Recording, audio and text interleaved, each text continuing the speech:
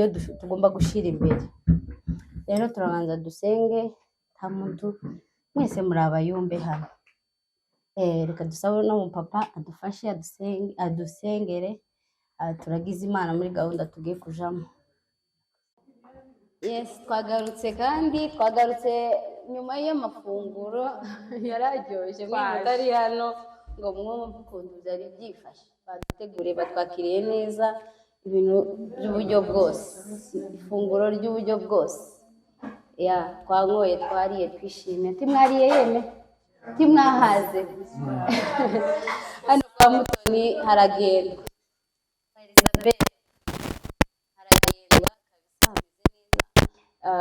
rero turashimira abantu bavuye impande zitandukanye, za Kitengera, za Rongayi, Kasarani, inshuti ze biragaragara ko uzi kubana kandi urakunzwe cyane, turagukunda cyane.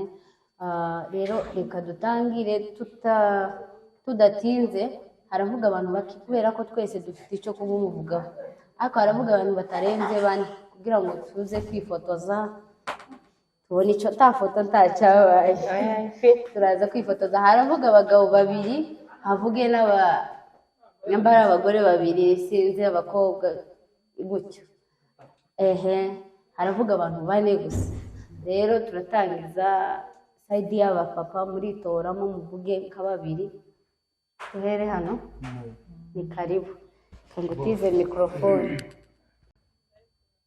Murakoze.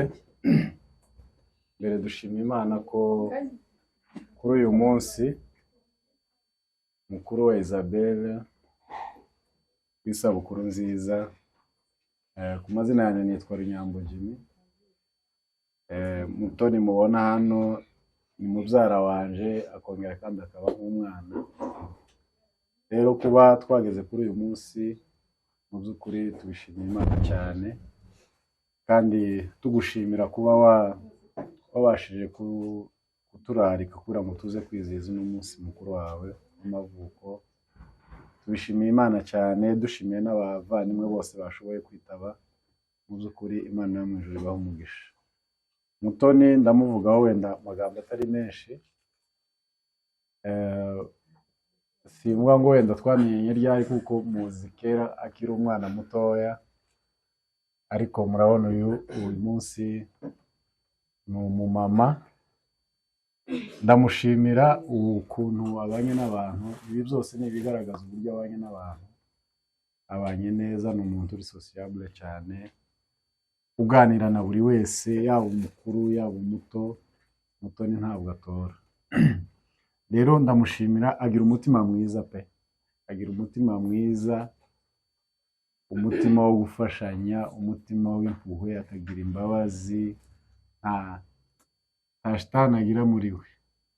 Mu by'ukuri iminsi twamaranye, nje yigeze no kuba iwanje amezi atari makeya, ariko iminsi twamaranye mu by'ukuri hari icyo namwigiyeho, kandi hari n'imbuto twamusariyeho. Ni umwana mwiza, nabwo ni umumama mwiza. Ndamushimiye rwose iminsi twamaranye, kandi nshimiye n'uburyo akomeje kubana n'abantu. Rero icyo tumusaba n'icyo tumwifuriza, tumwifurije isabukuru nziza, twifurije iterambere, twifurije imigisha mu rugo rwawe.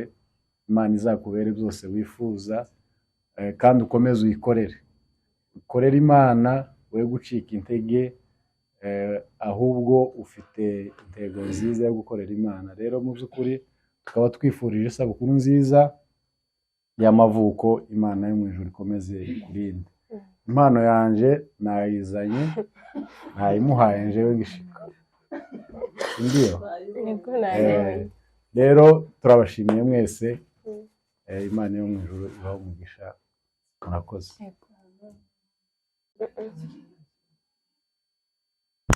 Ku mazina yanje banyita Uwamahoro Aime, tuye Kitengera. Aje kuri uyu munsi mukuru wa Isabelle w'amavuko. Isabelle namwigiyeho byinshi cyane kugira ngo ambere inshuti.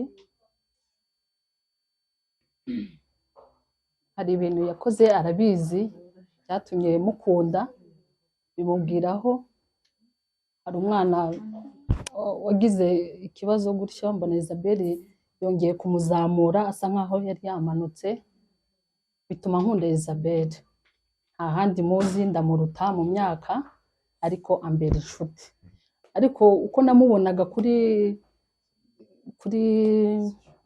social media nabonaga ari nk'umugore wenda w'akayayu nge nkabifata gutyo ariko Isabelle aho namwegereye turaganira yasanze Isabelle uko abantu bamutekereza siko ari Isabelle ni umwana ufite urukundo Isabelle ni umwana wumvira Isabelle ni umwana ukunda abantu Isabelle ni umwana ufungutse mu mutwe nge twaraganiriye yangereye mu rugo niwo munsi wa mbere nari mubonye atashe bwira abantu ngo wa mwana uzi ko yaba noneho nanje dufite akana ka sister kanje bitiranwa ntago izina rye ntabwo nakundaga kuri mwita ko kubera Isabelle ikintu cyose nje gukora kubera kuntu namubonye n'ukuntu nari muzi bese ukuntu namutekerezaga siko namusanze Isabelle mu by'umwuka ari hejuru mu kubaha kubana n'abantu bose Isabelle arabishoboye rero hari ukuntu abantu bareba umuntu bakamufata uko atari kubera ko bataramuganiriza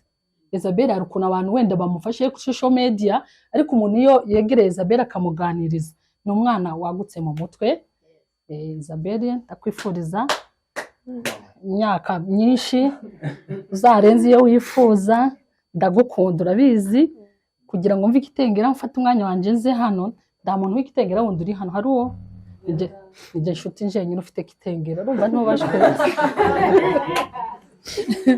hanyuma rero Isabelle tumwigireho byinshi Isabelle afite urukundo ruhanitse akunda abantu yubaha abantu uko waba uri kose mu kigero urimo Isabelle mushobora kugendana rero ndakwifuriza imyaka myinshi amen murakoze turashima Imana kubera kuko tugejeje uno munsi cyangwa turi mu isabukuru mushiki wacu cyangwa umumama Isabelle kandi namwe tubashimira mwebwe twahuye hano kugira ngo tube muri ibi birori twese mwavuye mu ntara zitandukanye turabashimiye mwatanze umwanya wanyu Imana ibaha umugisha tunashimira na Isabelle wadutekereje kugira ngo tubashe gufatikanya bino birori twese twizihize bino birori byiwe mu busanzwe Isabelle muzi cyane twagiye tumenyana mu murimo w'Imana mu bikorwa byinshi niho twagiye duhurira kuko ni umwe mubona cyane bagize mu itimu y'abanyamasengesho cyangwa abanyamukunga niko babyita natwe akaba arimo tubarizwa muri iryo tsinda cyane niho twagiye tumenyanira hanyuma tuza kuba n'inshuti n'umuryango we ndetse n'umupapa utari hano ariko twavuganye ahari tumwemera ko tuza kwizihiza ibirori by'umuvandimwe rero mu by'ukuri Isabelle ari byinshi twamuvugaho Isabelle nk'uko bari bamaze kubivuga abatambutse kubivuga ba sister Aime Isabelle agira urukundo umuntu w'urukundo rwinshi usabana n'abantu kandi nk'uko mubivuze iyo muganiriye nawe ari ibitekerezo byinshi akubwira wenda utari umutekerezaho mu bigaragara ari abatekereza bamwe bazababaza ati se ni umukobwa abandi ni umudamu ariko ni umumama w'abana babiri kandi ahangaha turi ni mu rugo iwiwe murabona kandi yitabiriwe n'abantu benshi baje kwizihiza bino birori isabukuru yiwe mu by'ukuri turagushimiye ku ndangagaciro ugira tukuzi nk'umukozi w'Imana cyane w'umunyamukunga kandi niho abantu benshi bakubona mu by'ukuri uzabikomeze turabikwifuriza nta wundi murage ukomeye cyane umuntu yaraga uwakunda no gukunda Imana no kumenya Imana no kuyegera rero mu by'ukuri indangagaciro zawe ugira murabona Isabelle aza yambara neza muzamubona ko ari umuntu wa fashion n'abatabizi wenda baza bamuteza imbere mbonereho no kumugira marketing nabyo muzabikore kuko n'umuntu wambara neza cyane kandi ukora ibyo bintu n'uwo mwuka nubwo tumutekereza kuri ibi tumubona cyane kuri social media mu gisirimba mu biki nibyo cyane agaragaramo, ariko ni umuntu ushinzwe na designer, ni umudizayina wo kwambika abantu. Mu by'ukuri rero tukaba tugushimiye kuba hano, uri inshuti, uri umuvandimwe, ndetse twakeneye ngo dufatikanye muri ibi birori, twizihize bino birori zawe isabukuru. Icyo turakwifuriza kurama uzarenze imyaka duteganya cyangwa twebwe turashobora kuvuga Imana yaguteguriye. Imana ikugire neza, namwe tubashimira mwebwe twahuriye hano, mwebwe mwese Imana ibahe umugisha. Murakoze. Murakoze. Amazina nitwa Nyaziraje Joseline, ndi umumama ndubatse, mfite abana 3, ndi umuturanyi wa Isabelle. Twishimiye kuba kuri uyu munsi mukuru w'amavuko, dushima n'Imana yamurinze akaba agejeje uyu munsi, kuko hari abantu benshi batambutse, ariko kubera ko iwe agejeje amagingo, turashima Imana yamurinze. Rero Isabelle ni umuntu mwiza cyane cyane cyane, ni umumama mwiza ukundwa n'abantu bose, ingero zose, abana, abamama bakuru, abapapa bakuru, bose bakunda Isabelle. Ni umuntu ujya uduheza urugero rwiza cyane, njye turaturanye, turanasengana, mu ikanisa turamukunda cyane kubera impano agira. Ntajya yifata ngo areke gukoresha impano ye, cyangwa se areke gukoresha iminsi yiwe afite yo kubaho, kubera ko hari abantu benshi bifata ntibakoreshe impano zabo, ariko iyo kubera ko impano yahawe arayikoresha pe. Ni umuntu ujya ubyinira Imana agashimisha abantu bakishima bagaseka, turabimushimiye cyane. Ntabwo turi buvuge amagambo menshi, turashima Imana ko yamurinze akaba agejeje kuri aya masaha. Tumwifuriza kuzarama, azabe nyina w'amahanga menshi cyane, azabyara abahungu benshi n'abakobwa, azabyare yororoka, atunganirwe, kubera ko ni umuntu mwiza cyane. Abarikiwe sana.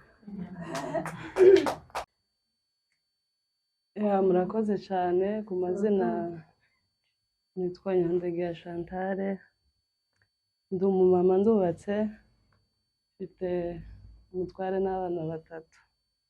Hanyuma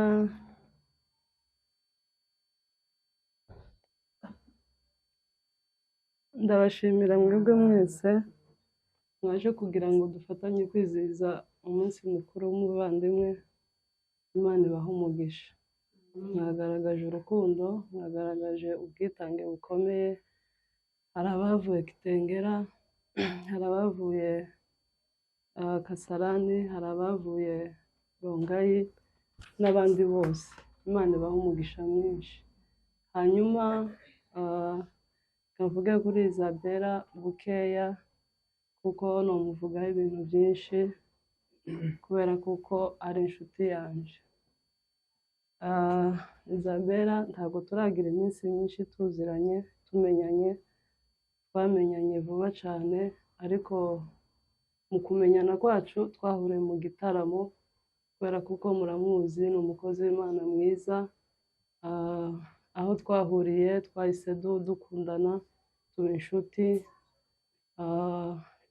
Nyuma yabwo tuza kuganira, numva ibintu byinshi tugiye tubihurizaho, numva ndamwishimiye kumugira nk'inshuti mu buzima, kandi nawe ndabizi kuko yanyishimiye. Rero Imana iguhe umugisha mwene data. Hanyuma turashima Imana yakurinze iminsi yose itambutse, ukaba ugeze kuri uyu munsi wo kwizihiza amavuko yawe. Imana ishimwe yakurinze. Turagukunda, ntabwo twabisubiramo kenshi, urabizi. Ukuntu umubona si inyuma niko asa no ku mutima. Umumama mwiza, agira umutima mwiza, agira urukundo. Imana iguhe umugisha. Ndagukunda kandi urabizi kuko turi inshuti. Rero Imana ikomeze ikugirire neza. Ndakwifuriza kurama, ndakwifuriza umugisha, ibyishimo. Imana yo mu ijuru ikomeze ikugire neza, ndetse n'umuryango wawe. Hanyuma hari akagifiti namuteguriye nk'inshuti, reka nkamugezeho. Murakoze. wamudufotora.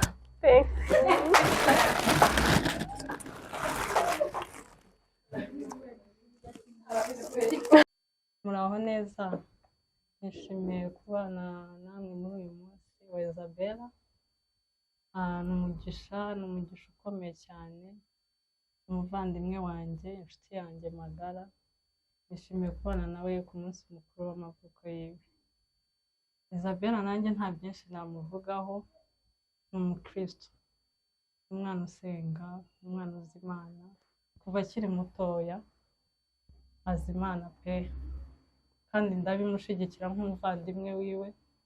Yaba ari ahantu hose agenda mba numva ko mfite ibyishimo kubona umwana akiri mutoya, nubwo yubatse ariko numva ari ishema, numva ari umugisha, ndetse no ku muryango wiwe.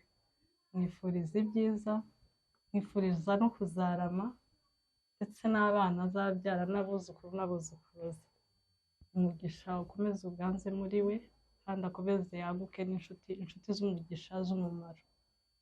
Rero muvandimwe, nkwifurije ibyiza, nkwifurije kurama, Imana ikomeze kwiteho. Nta menshi mvuga, nawe mfite akagifuti, reka nkabusingirize.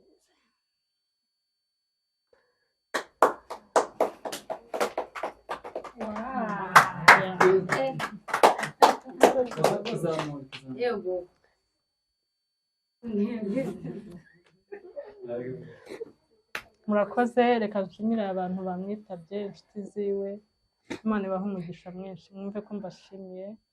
Ntabwo byari byoroshye, biba bigoye kugira ngo umuntu ategure ikintu kingana gutya, ariko kuba mwarahabaye mukatugezaho amagambo, mukatugezaho n'ibikorwa, Imana ibahe umugisha, mwumve ko mbashimiye kandi cyane. Nshimiye na Bofa ahari, babifitemo uruhare rwinshi kandi rukomeye. Imana imugiriye neza, mwese mubarikiwe sana. Tubashimire. Impamvu twatinze, nanagiye gukoresha bino bintu yampaye, tumaze iminsi tuvugana nawe, none yambwiye ngo mbashimire. Nshimira buri umwe wese, abagabo bari hano, abamama n'abakobwa, turabashimiye. Ibyo mwakoze ni byiza, kuko mu muco nyamurenge, iyo umuntu yashatse umudamu hanyuma akagira inshuti akazimenyesha umugabo, murabizi ko ari by'amahirwe. Hari abagore benshi baza bavuga ko batarashakwa, ariko nguyu yarashatswe avuga ko ari umugore, aja no kuri media avuga ko ari umugore, ariko turamushimiye nk'umuryango, turamushimiye cyane. Ijambo rya nyuma ni uko twifuza ko akomeza kuba umugore mwiza w'umuryango wacu. Umugabo we ntawe uhari, ariko arabizi ko kino vuba kihari, kuko umuvandimwe kuze yavuze ngo barabizi bose. Turabashimiye cyane. None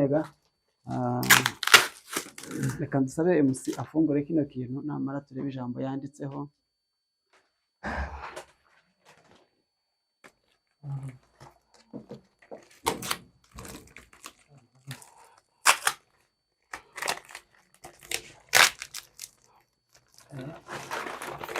Ugeze umutwe munini. Gusa Isabella naje kuvuga aratubwira igihe yashakiwe n'igihe yavukiye.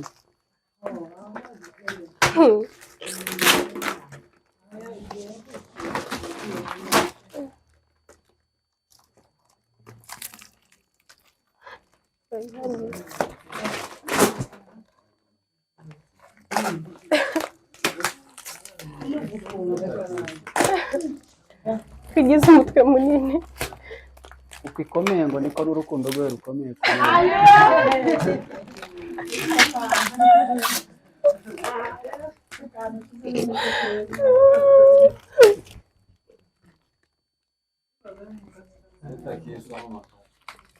Ntakizagutandukanya wowe nawe.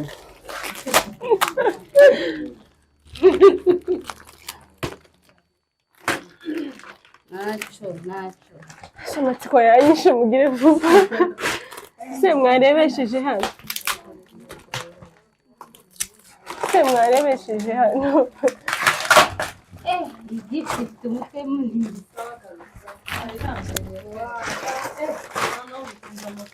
turebe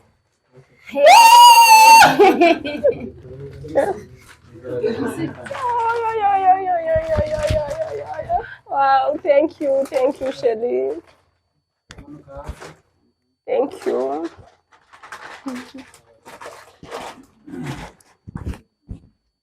Wow. Yeah. Gahe gira icyo uyivugaho. Oya, sinzi birandenze, Imana imuhe umugisha. Andi magambo ni inbox. Banza utubwire natwe twumveho dukeya gusa tw'ingenzi. Imana imuhe umugisha kuba yafungiye gift, kuba ariyo yatekereje. Imana imuhe umugisha. Ndamukunda, inshuti yanjye, umutware wanjye, papa w'abana banjye, agemerera nka musaza wanjye kuko iyo turi mu rugo nyine tuba turi nko mu mikino y'abana. Ni umuntu mwiza, ni umugabo mwiza, aritonda, ni imfura, arankunda, ibyishimo byanjye nibyo shira imbere. Imana imuhe umugisha, wakoze cyane, nanyuzwe. Wow.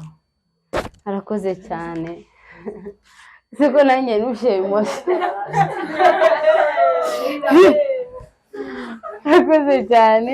Gahe nta bindi naba ngiye kujambura amagambo y'umugore.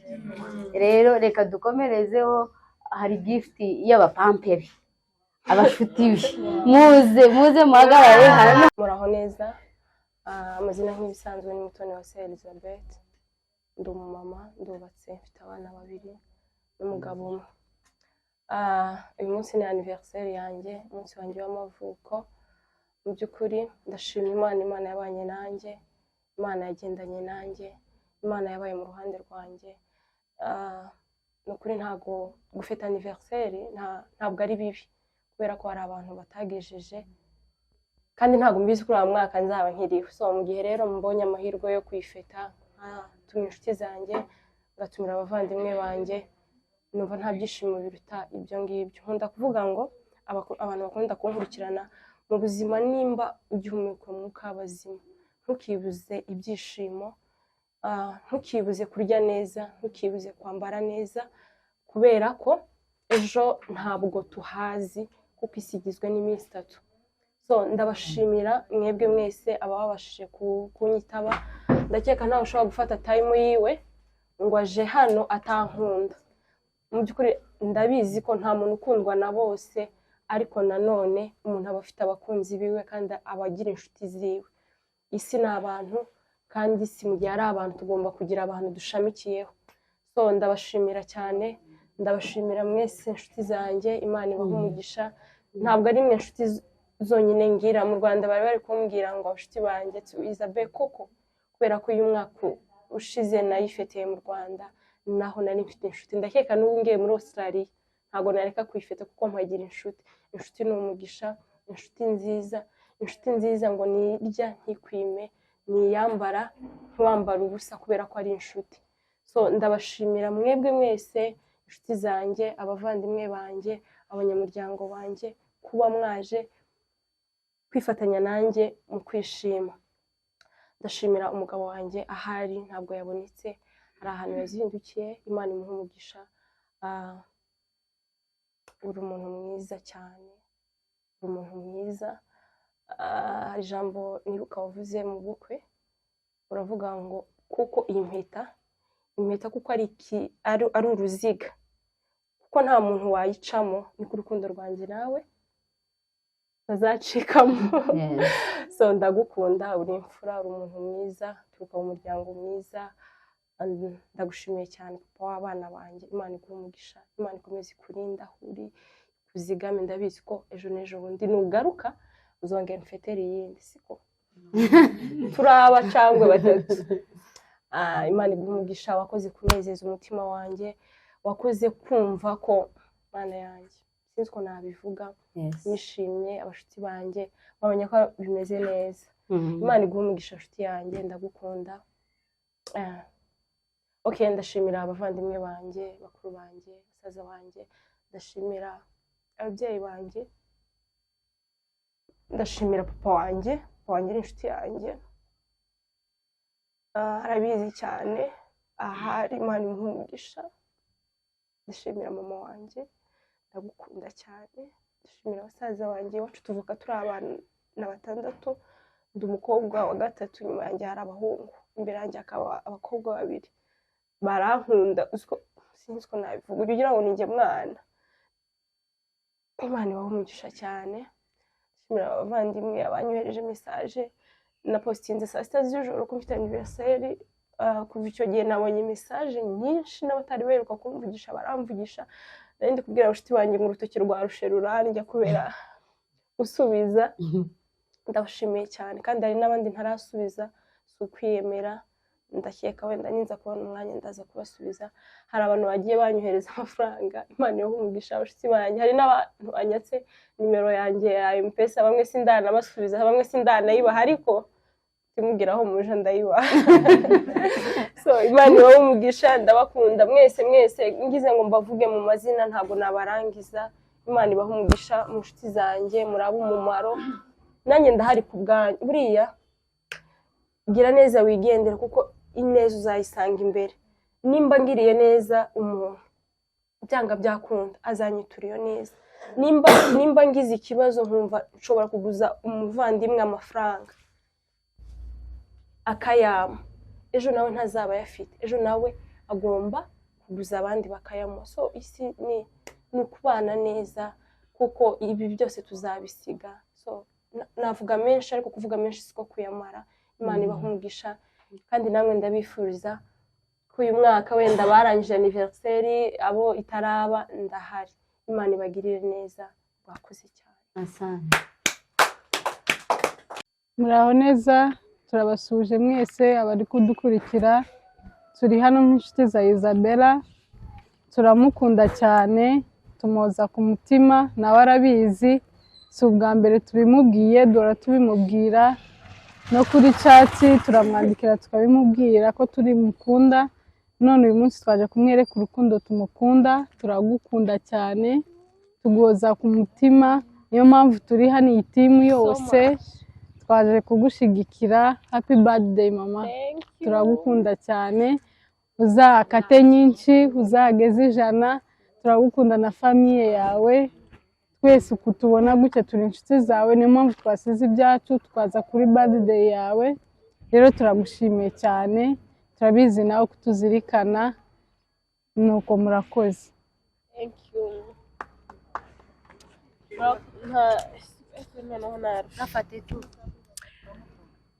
Murakoze cyane.